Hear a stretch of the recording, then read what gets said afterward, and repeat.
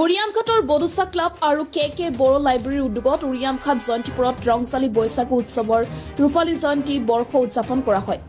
তিনিদিনীয়াকৈ অনুষ্ঠিত হোৱা অনুষ্ঠানটোৰ প্ৰথম দিনা মূল দ্বাৰ উদ্বোধন কৰে প্ৰহ্লাদ বসুমতাৰীয়ে। সাহিত্য আৰু সংস্কৃতি প্ৰতিযোগিতা অনুষ্ঠিত হ'ব। অনুষ্ঠানটোৰ মুকলি সভাত স্মৃতি গ্ৰন্থ উন্মোচন কৰাৰ উপৰি বিশিষ্ট ব্যক্তি উপস্থিত থাকিব বুলি জানিবলৈ দিয়ে। লাইব্ৰেৰীৰ উদ্যোগত উৰিয়ামঘাট জয়ন্তীপুৰত তিনিদিনীয়াকৈ ৰংজুলি বৈশাগুৰ আজি প্ৰথম দিন। এই প্ৰথম দিনত আমাৰ কেইবাটাও কাৰ্যসূচী ৰাখিছিলে আৰু বিশেষকৈ ভলীবল উদ্বোধন কৰিবৰ কাৰণে আজি মোক ইয়াত আমন্ত্ৰিত কৰি আনিছে আৰু এই ভলীবল উদ্বোধন মই ইতিমধ্যে কৰিলোঁ। কেইবাটাও ইয়াত ক্লাবে অংশগ্ৰহণ কৰিছিলে আৰু এই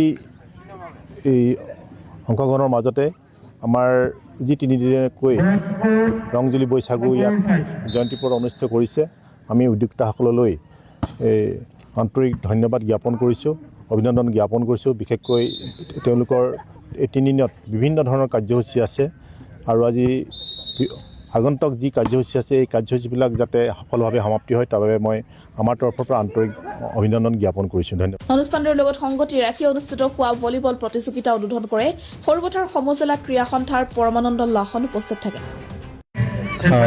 সৰুপথাৰৰ অন্তৰ্গত উৰিয়ামঘাটৰ যি ৰংজালী নগৰ জয়ন্তীপুৰ, ইয়াত আমি বড়োচা ক্লাব আৰু কে বড়ো লাইব্ৰেৰীৰ উদ্যোগত আৰু এই অঞ্চলত থকা বড়ো জাতীয় সংগঠন ক্ৰমে নিখিল বড়ো ছাত্ৰ সন্থা, বড়ো সাহিত্য সভা, নিখিল বড়ো মহিলা কল্যাণ পৰিষদ, ইউনাইটেড বড়ো পিপলছ অৰ্গেনাইজেশ্যন আৰু বড়ো সাংস্কৃতিক সন্থাৰ উদ্যোগত আমি বৈশাগু উৎসৱ ইয়াত অনুষ্ঠিত কৰোঁ।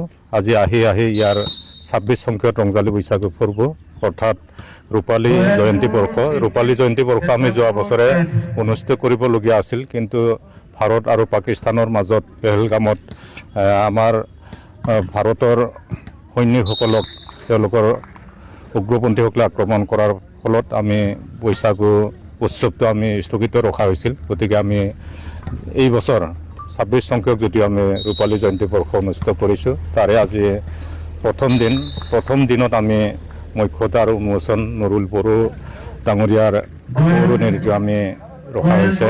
ইয়াৰ পিছতে আমি আমাৰ এজন প্ৰয়াত খেলুৱৈ গবলা নাৰ্জাৰীৰ সৌৰণীত ভলীবল প্ৰতিযোগিতা বা অন্যান্য আমাৰ অতিথি গৃহ, আমাৰ সাংস্কৃতিক দলসমূহৰ কেম্প ইত্যাদি আমি আজি উদ্বোধন কৰা হ'ল আমাৰ অতিথিসকলৰ দ্বাৰা।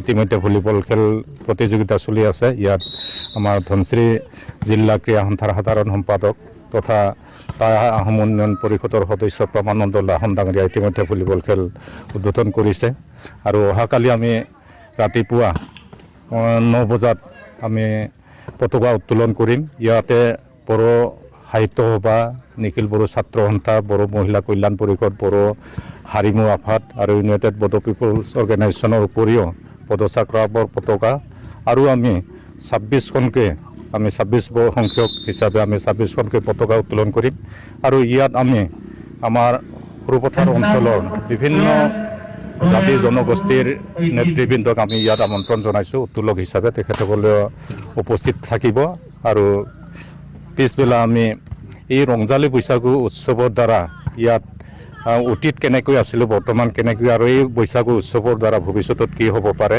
ইয়াৰ ওপৰত এটা আলোচনা চক্ৰ হ'ব। আমাৰ বোলছবি পৰিচালক অধ্যাপক দীনেশ গগৈ ডাঙৰীয়া ইয়াত উপস্থিত থাকিব আৰু আমাৰ সৰুপথাৰ অঞ্চলৰ বিশিষ্ট সাংবাদিকসকল উপস্থিত থাকিব। বড়ো সাহিত্য সভা আৰু অন্যান্য সংগঠনসমূহৰ নেতৃবৃন্দ ইয়াত উপস্থিত থাকিব আৰু ইয়াৰ উপৰিও আমি এটা অনুষ্ঠান লৈছোঁ যে সৰুপথাৰ সমজিল্লাৰ অন্তৰ্গত বা দক্ষিণ গোলাঘাট আঞ্চলিক পঞ্চায়তৰ অন্তৰ্গত আমাৰ জিলা পৰিষদৰ সদস্য আছে বড়ো প্ৰতিনিধি, কেইবাগৰাকীও প্ৰেছিডেণ্ট, কেইবাগৰাকীও কাউন্সিলাৰ, কেইবাগৰাকীও উপসভানেত্ৰী, পঞ্চায়তসমূহৰ ৱাৰ্ড সদস্য সকলোখিনিকে আমি বড়োসকলক ইয়াক মাতিছোঁ। আমি একেলগতে এটা গোট খাম আৰু আমি নিজৰ মাজত এটা পৰিচয় আমি হ'ম। ইয়াত আমি জিলা পৰিষদৰ মুখ্য কাৰ্যবাহী বিষয়া বিপুল কুমাৰ দাস ডাঙৰীয়াক আমি মুখ্য অতিথি হিচাপে আমন্ত্ৰণ জনাইছোঁ আৰু আমাৰ আঞ্চলিক পঞ্চায়তৰ সভাপতি দিলবাহাদুৰ লিম্বু ডাঙৰীয়া থাকিব।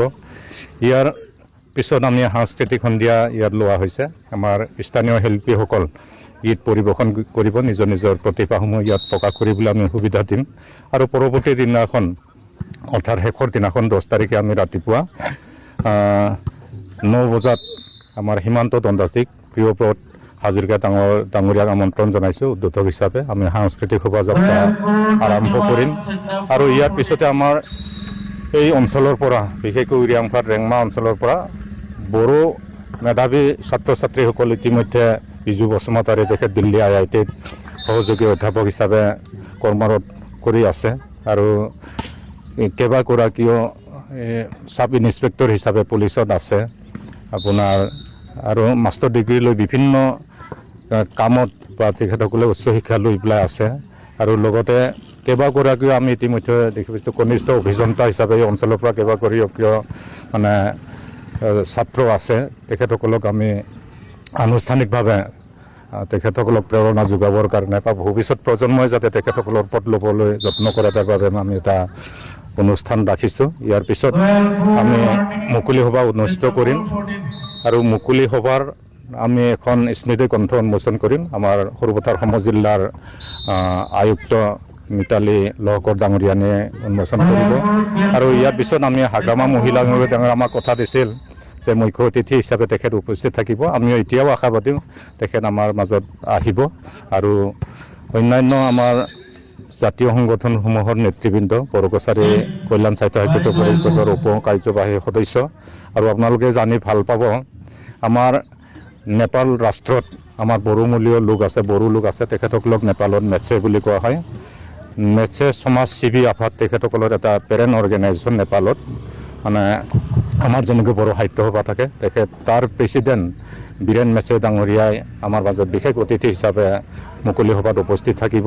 গতিকে এই তিনিওটা দিনতে এই অঞ্চলৰ বিভিন্ন জাতি জনগোষ্ঠী, বিভিন্ন শ্ৰেণীৰ ৰাইজে আমাক ইয়াত উপস্থিত হৈ আমাক সহযোগ আগবঢ়াব।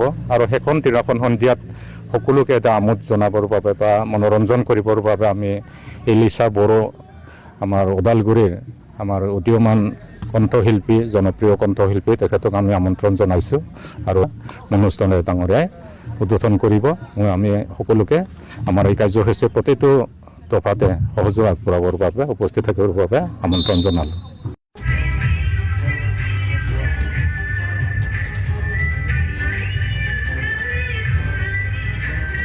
উৰিয়ামঘাটৰ পৰা থুৰজন বড়ৰ report, the North East times.